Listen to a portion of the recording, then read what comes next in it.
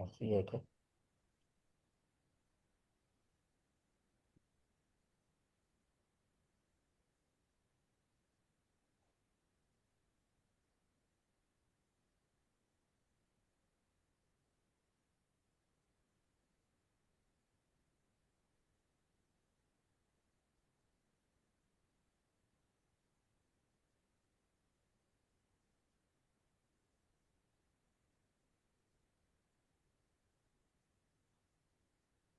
Good afternoon, everybody. I'm Shannon de Rehove.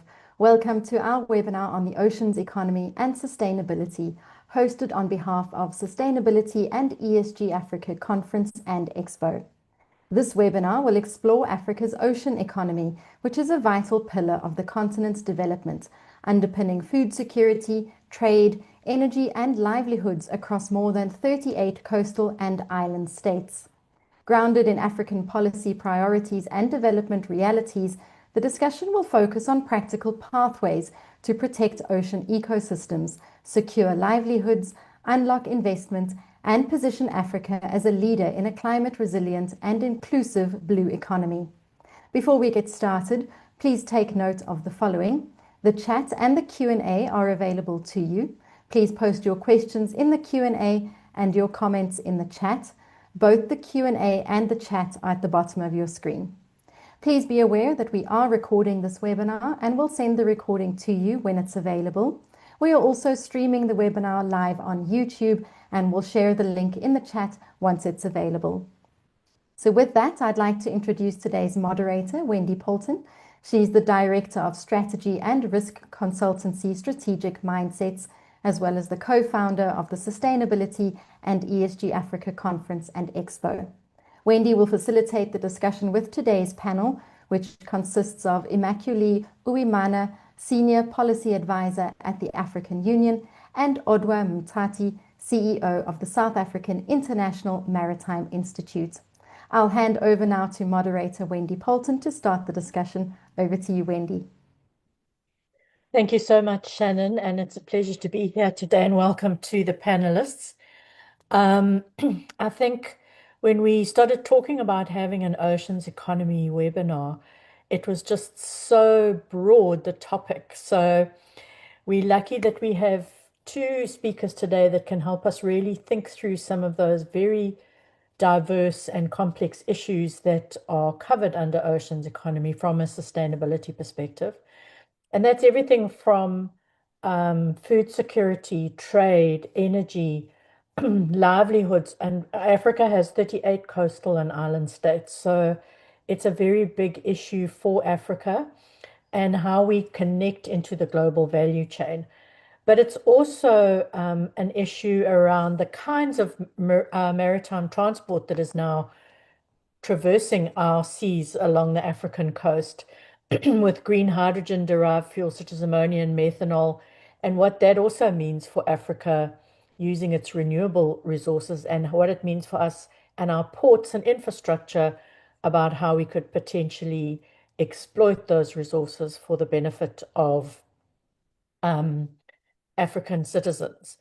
And I think what we really want to focus on today is look at some of the practical pathways about how we protect ocean ecosystems, how we can make sure that we're securing livelihoods, how we unlock investment amongst all the noise for investment that's out there, and how having an inclusive blue economy is going to position Africa as a leader, especially with the additional stress that we have at the moment with climate change. So I'm going to start off by asking each of the panelists to just tell us a little bit about themselves and their organizations and what kind of work they are focusing on in the very broad, as we said, oceans economy topic. So Odwa, I'm going to start with you. No, thanks very much, and thank you for the invitation to the seminar. It is much appreciated. The South African International Maritime Institute is a product of the Operation Phakisa Oceans Economy project of the South African government, in which they identified the need for an entity to coordinate essentially three activities. One, it is maritime advocacy, in which you engage with people so that they can understand the benefit of the use of the ocean in a sustainable manner. Secondly, we also engaged in maritime research and innovation. And then the third element is capacity building and skills development, because you would not be able to pursue any of these activities unless you have got an empowered workforce as well as a knowledgeable communities as well. So that's the institute in summer. Thanks very much. Thank you so much. Immaculée. Thank you, Wendy. I'm coming from Africa Union Commission under the Division of Economy. So specifically, I'm going to focus on the Blue Economy Division, which is the division that is promoting the inclusive blue economy. Our work covers the whole continent. That means member state. We work with regional economic communities to mainstream blue economy in different member states. So our work is at the policy level. We support countries to mainstream, to put the blue economy in their policies in different sectors, and also we support them to do to implement the demonstration projects where lessons learned and good practices can be scaled up across the country.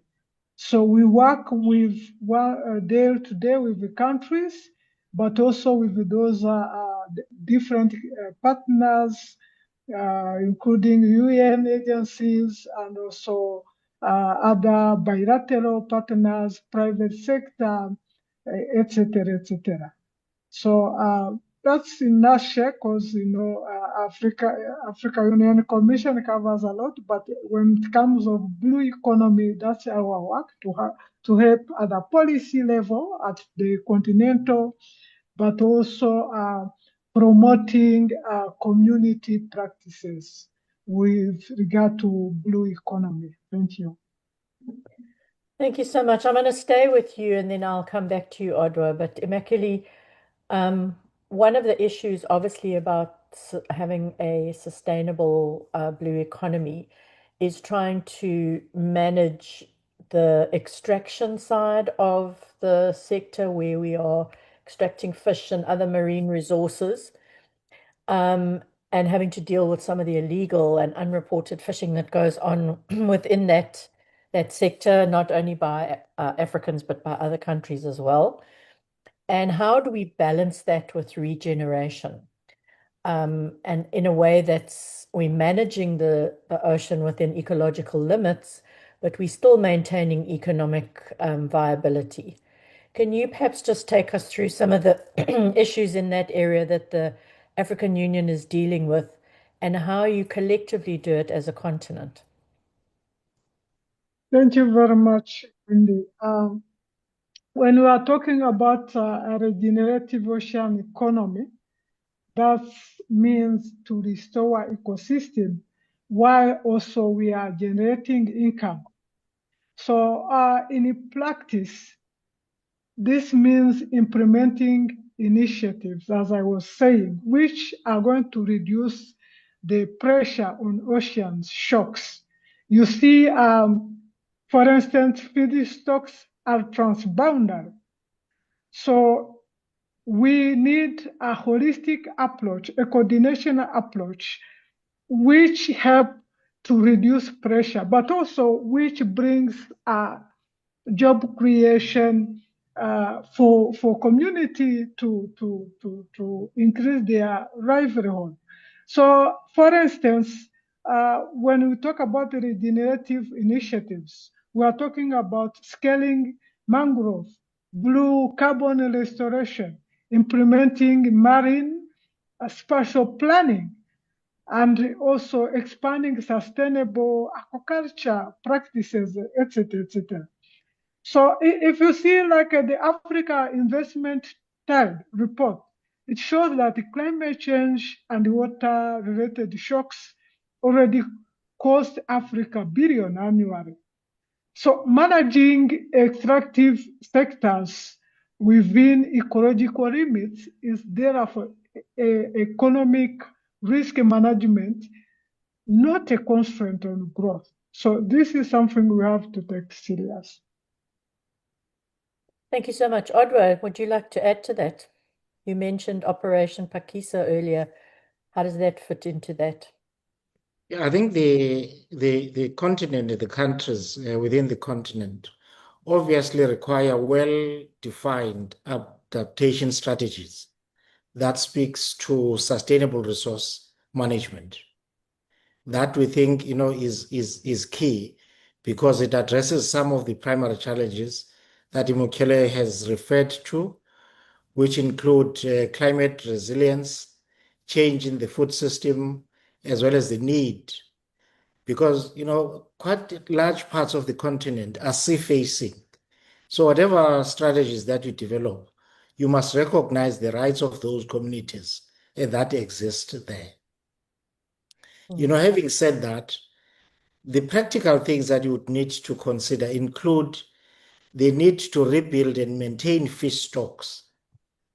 And it could be that the referred to marine spatial planning frameworks, could have elements of rights-based systems instead of open access. Because, from a policy point of view, you always understand the bigger picture.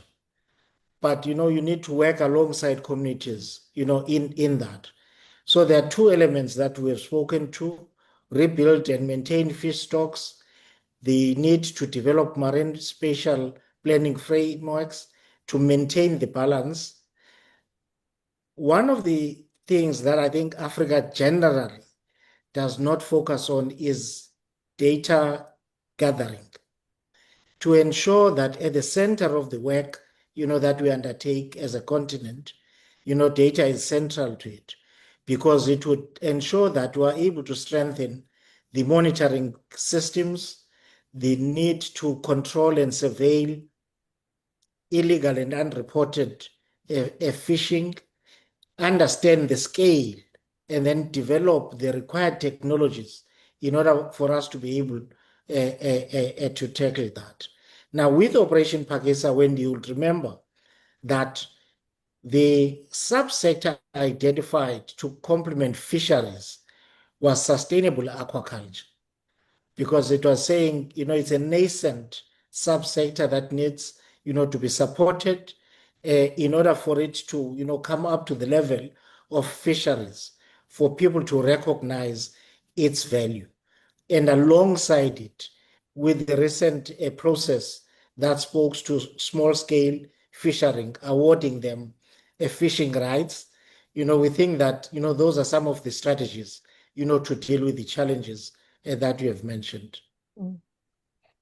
Thank you so much for raising that. I mean, I was in Mauritius recently and saw their aquaculture in the sea that they have there, and they were telling me that 99% of the produce from that aquaculture goes to Europe.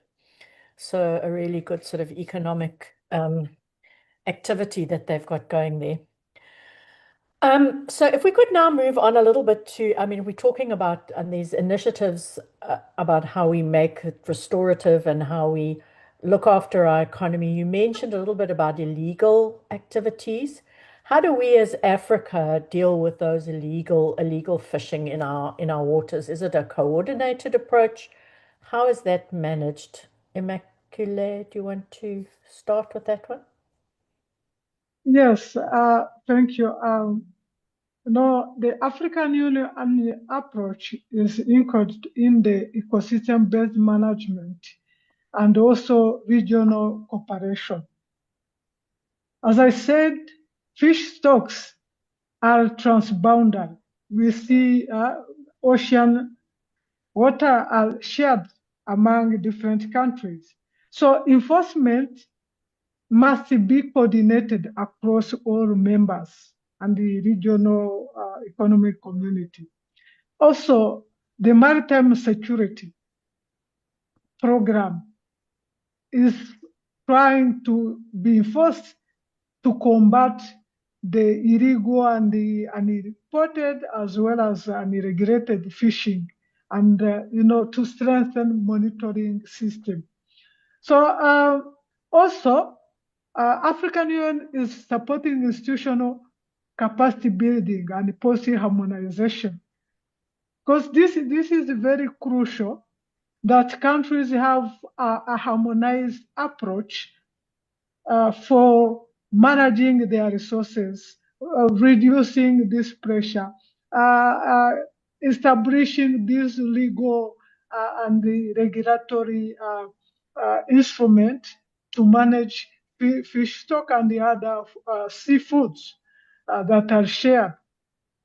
Also, there is this continental trade integration, private sector engagement, which is very, very important. If people are working together, countries are working together, because these are enablers for Africa to shift from this exporting, for instance, the way they are exporting raw fish, just to build regional seafood value chains to ensure long-term food security. This is how some of practical and regulatory framework, how African Union is working with the countries to support this to combat and this illegal, but also to promote the sustainable extraction within the ocean limits as they are shared among countries. Yeah. Thank you. Odwa, do you want to add anything to that? Yes, our contention is that part of what you need are harmonized standards, in the respective regions that Immaculée spoke to. Because what it is that is a crime in one country, in the next country, it may not be. So people just move those boundaries because they recognize the weaknesses in the system. So when you harmonize, your systems, you'd be able to ensure that in that particular region, whatever that is a threat affects all of those countries in that region. So at SAIMI, part of the work that we had done was to look at STACY provisions that would ensure that in the SADC region, at least, all of the capacity building initiatives could be similar. The training of judicial officers, is similar. And, just get countries to be able to have similar laws that govern, fishing and related. Now, there's a cost factor in some of the technologies that are going to be used. It's an expensive exercise. And therefore, instead of each country going on their own, you could have shared satellite monitoring systems, to look at the issue of the cost and, always promoting a core governance, of our oceans. Perhaps the last point is the issue of the maritime domain awareness, which we can then focus on joint patrol operations so that, we can get the navies, to work together in this regard. So those are perhaps some of the key considerations for us at the moment. Can I just ask a follow-up question there? What is the role of the International Maritime Organization in this policing and looking at illegal fishing? Do they play a role in there or not? They work through maritime domain awareness, in which each country and region is given the responsibility to monitor the zones in and around, specific area. So parts of it is South Africa knowing that this is the zone that it is responsible for, as well as any other country so that they can help to monitor and conduct the patrols that are required, because they know exactly what is the portion that they are meant to police and patrol. Thank you. Because it's a huge issue. I mean, I saw a figure when I was doing research for this webinar that Africa loses $24 billion a year from illegal fishing that should be coming through our economies. I mean, it's a really big number just from a job perspective and economic prosperity as well. Yes. So thank you for that. I'd like to move on now to start talking a little bit about the overlap between the oceans economy and energy, because there are obviously some very big issues. The one being exploration and extraction of energy from seabeds such as oil and gas, but also, as I mentioned earlier, the use of onshore renewable energy sources to produce green hydrogen, which is fundamentally going to change some of the energy value chains that occur in the world at the moment. And we've been seeing the problems. We were chatting while we were waiting to come online, the problems in the Middle East at the moment with shipping lanes being able to or not navigate the Straits of Hormuz. And so, I mean, with green hydrogen, it could be different producers from other parts in the world, of the world, that are then shipping, which means a complete shift around infrastructure as well. So how, Makili, let me start with you. What do you think about this energy oceans economy overlap, and are we paying enough attention to it? And what are some of the initiatives that are being undertaken to address that? Yeah, thank you. Before I talk about it, we should understand that the maritime transport is currently accounting for around 3% of global greenhouse gas emission. This is a serious issue, as we are even, promoting this food security from seafood. That means if we don't balance the way we are using energy when shipping, for fishing, or even for transport of other commodities across continents, that will be a very, very serious issue. So Africa has several comparative advantages that could reshape this position. I mean, this transition from this renewable, from this fuel to, or fossil fuel to renewable fuel, such as hydrogen, ammonia, and other clean energy, as you suggested. Mainly, you see, Africa can transition from being just a transition route for commodities, to producer, or even to a hub for refueling for global shipping. So we know that Africa is rich with abundant renewable energy, port located on major trade routes between Asia and America. So Africa has opportunity to supply green fuel, modernize ports, and create new industry cluster skills jobs. This is possible. So, however, as you asked, we need to bring sustainable practices, because there are a lot of risks. Large scale fuel production. If we go for large fuel production, this will require significant energy, land, and water to be possible. Also, when we want to expand the port, this will definitely damage the coastal ecosystem and the fisheries if poorly managed. So the key priorities now for African continent is to support the local industries, and put in place strong environmental safeguards, and also try when benefiting for coastal communities, we need just not to bring decarbonization for the sake of bringing decarbonization. We should balance all those things. Because if we are going, for instance, to displace local community for the sake of producing methanol or any other energy sources, that will bring imbalance instead of solving the problem we have now. But otherwise, it's the time for Africa continent to move from this fossil fuel to the clean energy, renewable energy, but in a way which is sustainable. As we see, the trend is very, very serious.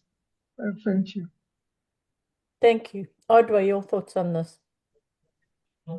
I think the country's ambitions around decarbonization are contained in the nationally determined commitments, the NDC, which is a reflection of the country's commitment and ambition to reduce greenhouse gas emissions. Now, we almost have an expectation that each country, ought to be moving towards that, because the ocean has got competing needs in its nature. Provision of energy, food security, and those sometimes do not, just sit comfortably alongside one another. They, do bring about the conflict.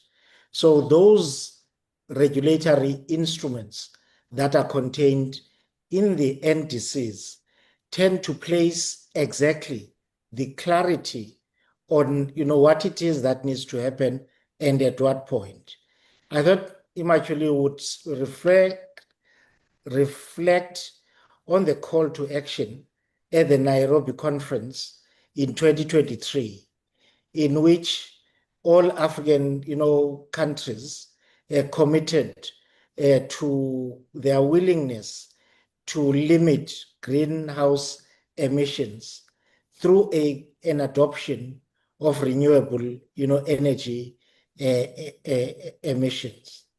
Now, you had earlier, Wendy, asked about the role of the IMO. Now, the IMO a few years ago introduced a MAPOL as an instrument that works on the prevention of pollution of the marine environment by ships.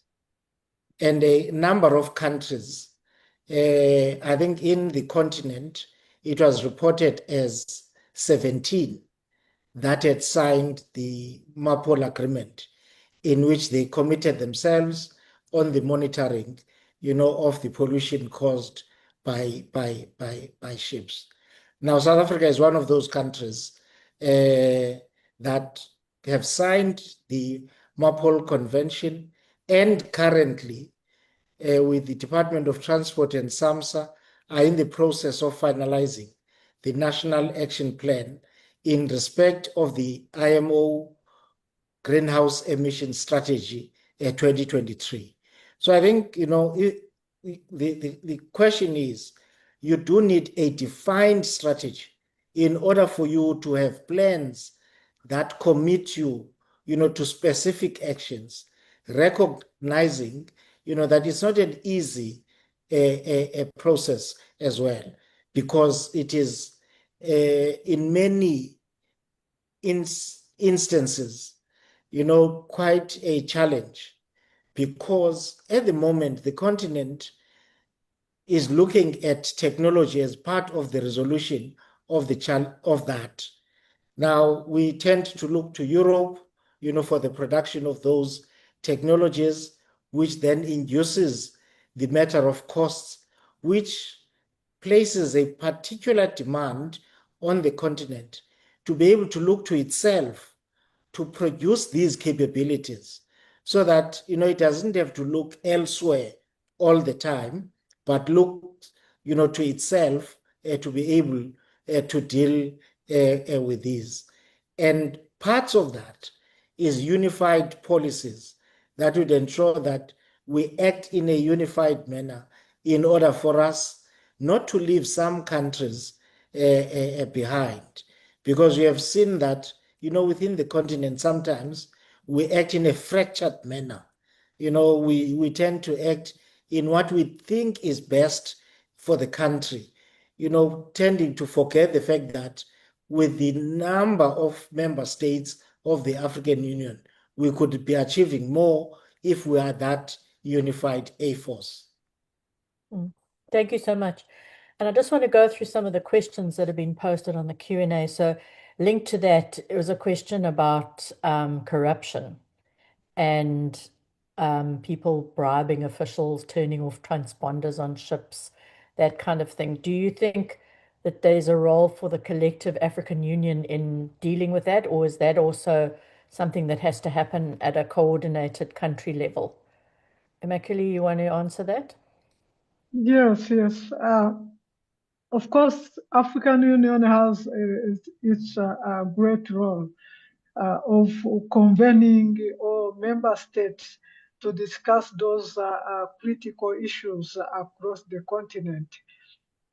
This is always through cooperation and also leveraging to its regional economic communities.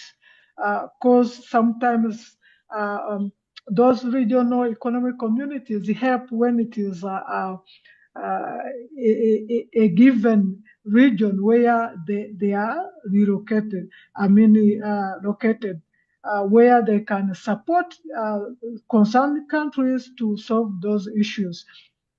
But otherwise, African Union has different matters, programs, and division. There's a division of security, there's a political affairs, there's peace, and there's this blue economy, agriculture, etc. All those, depending on the issues that is being raised, which is a common, we can revert to regional economic community if it is one region concerned, or if it is a continental level issue. This is treated, discussed in the executive, where represented ministers are gathered to discuss and find solution for a continental issue, and also they can submit to the head summit of head of states if it is something to be escalated. Of course, corruption is a matter of governance. So later on, maybe as we discuss, we see that governance is very, very key in the sustainable management of ocean resources. Thank you. Thank you. So I'm just going to combine two of the other questions that have come up in the Q&A because they're similar. So the one is about a lot of the exploration happening in Africa being from, this is one question talks about European from Bolewa countries, but you also, I imagine, get other, I know in other countries in Africa you have non-European, but other countries coming in to exploit fossil fuels, while at home, they are transitioning to a much lower carbon base and also setting carbon border adjustments. And then there's a question from Olinkanya who says, Linka, sorry, who asking about independent players from outside of the continent playing this sort of coordination role. So, Adwa, do you want to just take a stab at that? I mean, how do we deal with outside people coming in and bringing investment and bringing money and jobs in some cases to the continent, but us also taking the initiative and making sure that the continent also benefits and we don't have this extractive economy that we've had in the past? I think that's the primary challenge, is that, most countries, in the continent have not moved away from the extractive nature of the economies. They depend on the export of natural resources.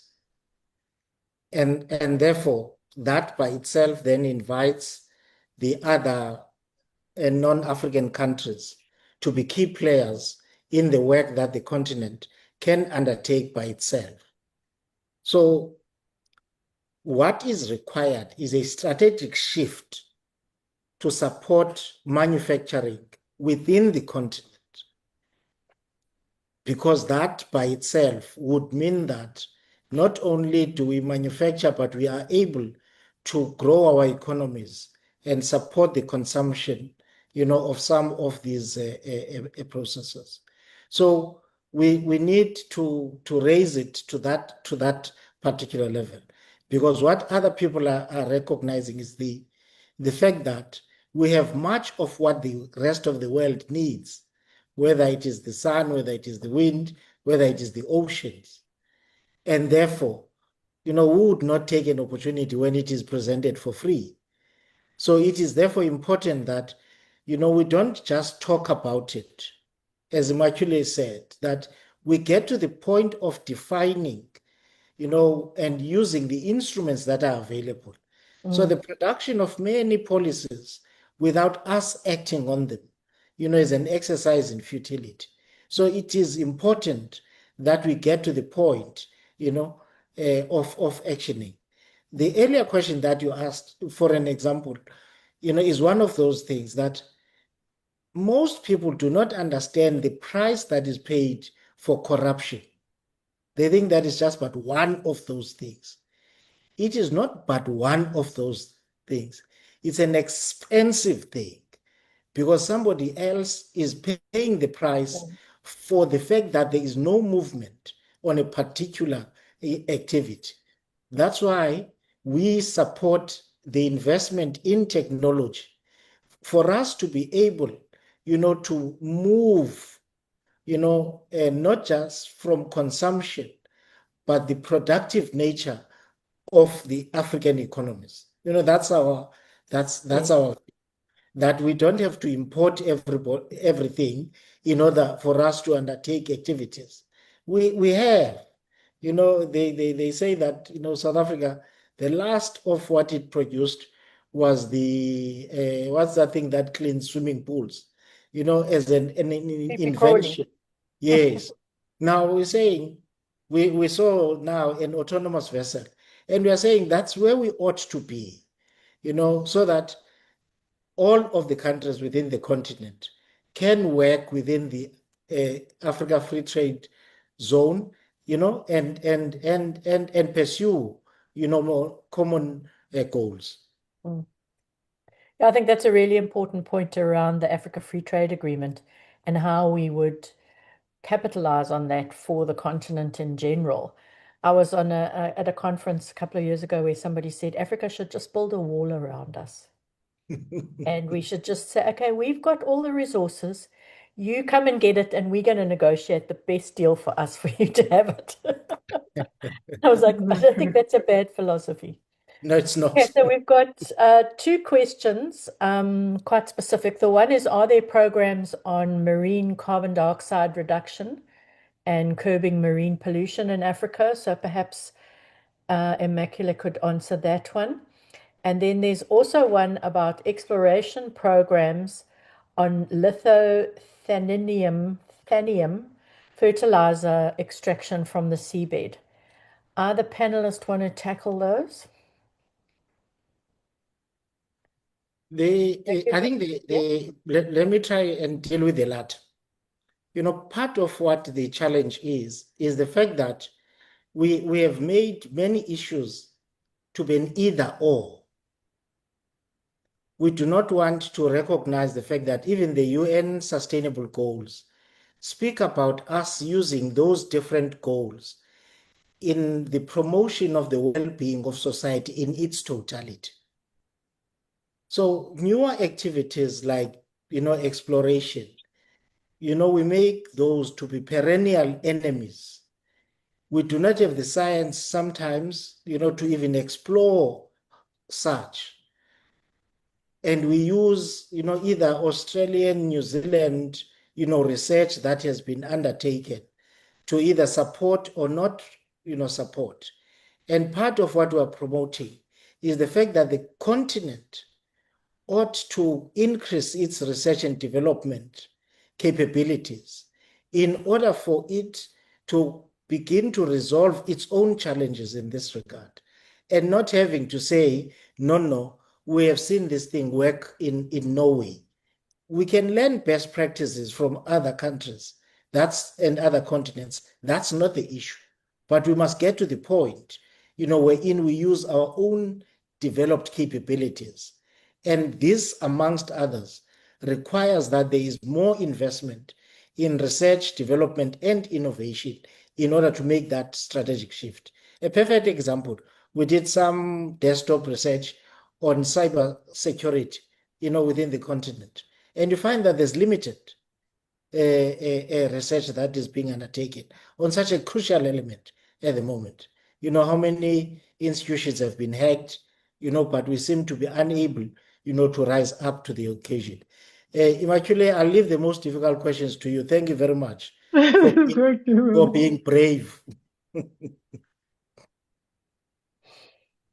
So I think the question is on curbing the decarbonization and the marine curbing carbon marine dioxide pollution. reduction. Yes, sorry. Yeah, there are some initiatives in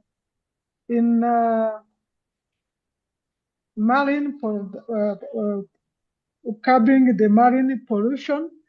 You see that circular economy program are being promoted across different countries, especially plastic waste, which are, if you see how different countries till now need that initiative to be able to reduce the waste that are being dumped in the oceans, but also on the level of carbon, the initiatives. We are supporting the initiative that's starting looking how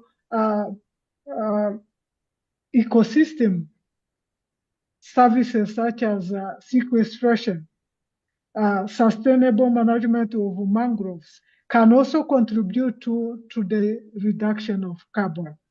Of course, this green energy initiatives are at the initial stage, but they are under the program that are being developed and looking for the finance. But otherwise, the circular economy now is the hot topic now for different countries, and also the carbon sequestration using these mangrove forests, which can yield blue bond, and also other carbon market benefits. That's what I can say, but it's still, we should recognize is really still at the early stage. And we hope that with the Article 6 of the Paris Agreement, African continent is going to develop a significant programs to tackle those issues. Okay, thank you. Thank you. And just to go back to the last point, do either of you know anything about the deep sea mining, and in particular the question about lithothamnium exploration? No, not within our radar at the moment. We'll actually follow it up after the webinar. What we know is the exploration on oil and gas reserves. And Immaculate, anything from your side that you know about that? Deep sea mining and lithothamnium? Unfortunately, no. Not. Okay. Sorry about that, Marco. Thank you for raising that. It's quite an interesting issue that we could certainly look at. We have about 15 minutes left, so I wanted to just move on to infrastructure, discussions around infrastructure. As we've been talking about different fuels and different supply chains, Africa Free Trade Agreement, that all relates back to the kinds of port infrastructure and supporting infrastructure to deliver goods to the ports. What is it? I mean, I was in India a couple of years ago, and then one minister announced they were building 56 new ports as one country. What is Africa's port status like, and what do you think is the investment that we're going to need over the next couple of decades if we want to realize some of these opportunities from the ocean economy? Odwa, can I start with you? I think it's not for us as a continent. I would move from the basis that it's not necessarily the number of new ports that we build, but it is maximization of what kind of infrastructure we have. Of course, there are countries that would need to build ports to facilitate, the development, because we know that there are parts within the continent that have remained underdeveloped. Our contention is that we must use the marine spatial planning framework in a productive way, because we tend to make subsectors to compete when we could actually be promoting the coexistence, of activities as opposed to the approach that most people tend to make. You tend to want to make tourism to compete with aquaculture development. Yet it's an activity that if you really, plan it well, have the proper, policy instruments, they can actually coexist, because you would do so considerate, to the ecological factors, the social factors, as well as the economic factors. So we need to consider that. Now, we know that the World Bank always issues the port reports, annually. Of course, they are contested because of the measures that are utilized, vessels outside of ports, how long they stay. So our contention is that you could have other, instruments in which you measure, the effectiveness of the use of ports within the continent and in respective countries. So we contend that as we build the infrastructure, we must make it, possible for it to be futuristic looking as opposed to backward looking, so that it is able to facilitate that inclusive manner of achieving, economic development. Mm. Oh, that's such an important point. Thank you. I mean, and it's like the smart ports, right? For multiple use infrastructure as well, which is less financing. And what can governments do to support that kind of thinking from a policy perspective, Immaculée? Yeah, thank you very much. At the level of African Union, we promote an integrated coastal zone management to prevent between economic sectors and ecosystem. Whatever government should have, they should be in mind that there should be a balance between all sectors, economic sectors. In a way, they are using those kind of infrastructure, ports and whatever. So, for instance, the development of marine spatial planning is a key government instrument for at the level of countries. Countries should not just say, okay, we want to invest because maybe there are some potential investors coming in just to invest for investing. There should be a thorough assessment of all activities across different sectors, and also consider the side of environment to, prevent high risks on the ocean, but also on the local communities.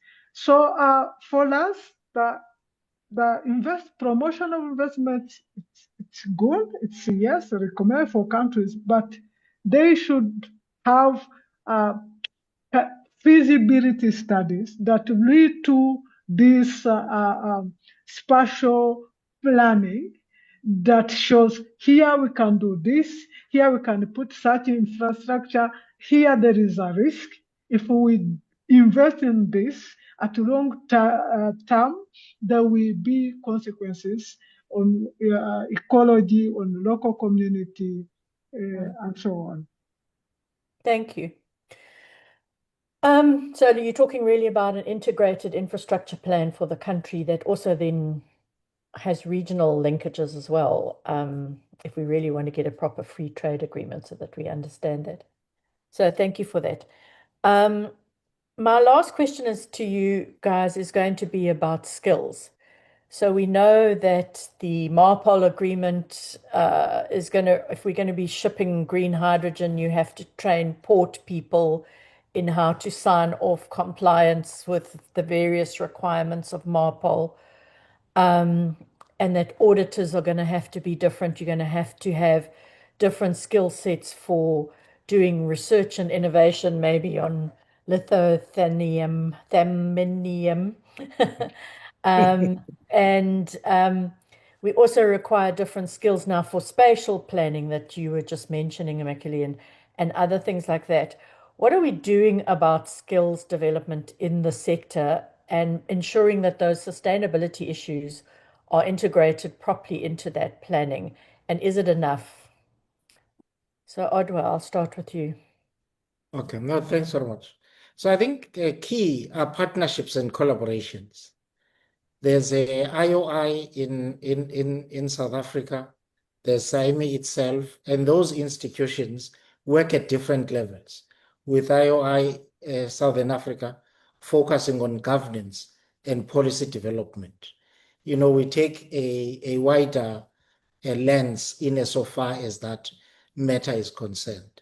So part of the message that we want to convey is partnerships and collaborations within the continent as well as with international institutions, so that we can have the capability to look at the development of qualifications that would help us to achieve the desired goals, curriculum that is relevant.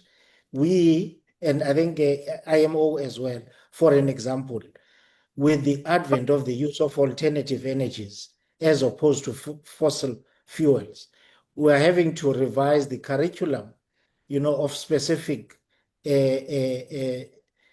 qualifications to order for us to be able to adapt to the fact that alternative energies, are going to come on stream, the safety element of it. So the training of seafarers needs to be projected along the lines of those new energies.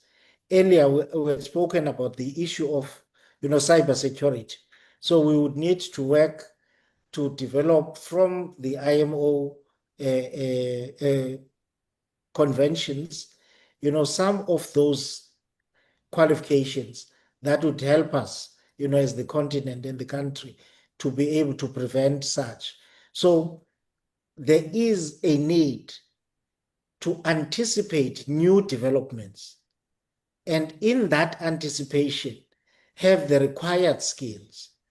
We know of instances, you buy goods from other countries, you don't even have a translator, those things don't work because, you do not work in a futuristic model that says this is what is going to be required. And in order for us to be able to grow the sector, these are the things that we need to consider. Decarbonization is but part of those things, and therefore we must have the required skill sets. And that is not an ad hoc intervention, but a planned intervention that we require. Thank you. Makli, any thoughts from you on skills? Yes, currently, African Union Commission is working with partners to develop a training program. And we want to have short courses and online courses, and also some physical training on various item and areas. You consider, like you see, blue economy it's a new science for different people, and also skills. The gap in the skills. So we are working with those partners to, first of all, assess the needs for trainings, and also later on there will be development of training program for youth. We are going to work with the university, marine academies in different countries, and then we are also promoting the knowledge exchange, in which we take some people from this area. We help them to make a tour in a given countries where they can see good practices, and take them home to implement as well. So on these training skills, we understand, as we are talking about, for instance, blue carbon. So we are also targeting to build the capacity for different countries, for instance, to do blue accounts, because this is something which is not known by different people. You will see that the African countries, they just use consultants from different continents. But if we see the national capacity, it's not available. So we are trying to assess the capacity needs in all those areas, so that there will be an integrated training program. And that program will start with, of course, pilot countries, but also will be scaled up. We are also trying to work with academic institutions to have those regular short courses where at any given time, some young people, youth, women can undertake those courses to have these skills we are talking about, that are needed to promote fishing, to these new energy resources, the whole value chain. So that's how we are, of course, working with the countries, helping young people to tailor their skills to these new industries. Thank you. Thank you. Somebody asked a question on the Q&A about how they could access any of that training. Do you have something that we could send out to people about how they can actually access any of that training? From us at Salime Wendy, we are developing quite a number of shared learning programs, to the point that so we have got Ocean Matters as an introduction into the ocean for those that are needing to have the capacity. And it focuses essentially on three elements. policy development, indigenous knowledge systems, and then the economic development element of it. So we'll share the link perhaps to yourselves to ensure that there's a wider access to it. Thank you. Sure. Immaculate? Yes, for now, we are going to start with small island states. That's Seychelles, Mauritius, Comoros, Cabo Verde, Sao Tome, and also Guinea-Bissau. I don't know if his or she's coming from one of those countries, but also this training program that will be tailored into short course will be scaled up at the continental level. So once these will be ready, they will be posted on the AUC website. So I encourage the participant to follow up. They can be provided with our own address or contact so that they can, in the future, benefit from those training courses. Thank you. Thank you so much.